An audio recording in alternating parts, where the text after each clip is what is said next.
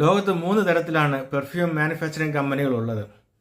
പ്രധാനമായിട്ടും CPO concentrated perfume oil നിർമ്മിക്കുന്ന കമ്പനികൾ, പിന്നെ പെർഫ്യൂം ഡിസൈനിങ് മുതൽ CPO മാനുഫാക്ചറിങ് മുതൽ ബോട്ടിലിംഗ് മുതൽ പിന്നെ last end user marketing, last കൺസ്യൂമറുടെ കയ്യിലെത്തുന്ന വരെയുള്ള എല്ലാ പ്രോസസ്സും സ്വന്തമായി ചെയ്യുന്ന കമ്പനികൾ, പിന്നെ ബ്രാൻഡിങ് വൈറ്റ് ലേബിൾ ചെയ്തിട്ട് ബ്രാൻഡിങ് സ്വന്തം പേരിൽ മാർക്കറ്റ് ചെയ്യുന്ന മാർക്കറ്റിംഗ് ബ്രാൻഡുകൾ. ഇങ്ങനെ 3 ടൈപ്പാണ് കമ്പനി ഉള്ളത്.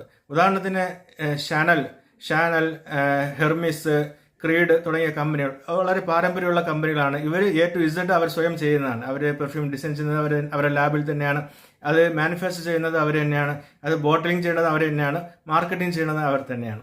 പിന്നെ ഉള്ളത് ബ്രാൻഡിങ് കമ്പനികളാണ്. ഡേവിഡോഫ്, ഹ്യൂഗോ ബോസ്, അതുപോലെ തന്നെ നമ്മൾ പ്രശസ്തമായ എല്ലാ കമ്പനികളും ആക്ച്വലി അവർ പ്രൊഡ്യൂസ് ചെയ്യുന്നില്ല. അവർ ചെയ്യുന്നത് ബ്രാൻഡിങ് ആണ്, മാർക്കറ്റിംഗ് ആണ്.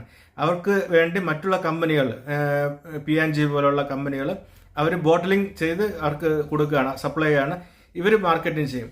ആക്ച്വലി CPO അതായത് കോൺസെൻട്രേറ്റഡ് പെർഫ്യൂം ഓയിൽ മാനുഫാക്ചർ ചെയ്യുന്നത് വേറൊരു വിഭാഗം കമ്പനികളാണ്.